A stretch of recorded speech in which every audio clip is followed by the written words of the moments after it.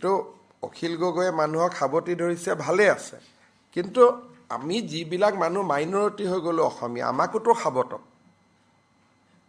বৰপেটাত গৈ সত্ৰাধিকাৰজনক সাৱটক, ক'ৰবাত গৈ পেলাই আমাৰ যিমানবিলাক আপোনালোকে জানে যে যি জেগাত আমি মাইনৰিটি হৈ গ'লোঁ, আমাকো সাৱটক না, আমিওতো সাৱট খাব খোজোঁ। তাকে কৈছোঁ, তেওঁ যিটো গান শুনিছে এইটো ভাল, কিন্তু মাজে মাজেতো বৰগীতো শুনিব লাগে না বতৰ দৰবাত গৈ।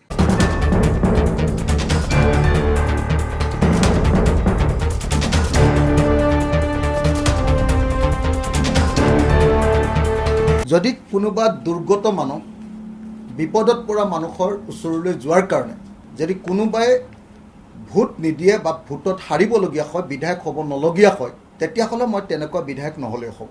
মই মানুহ হৈ থাকিব খোজোঁ, মানুহৰ বিপদৰ সময়ত মই থাকিব খোজোঁ।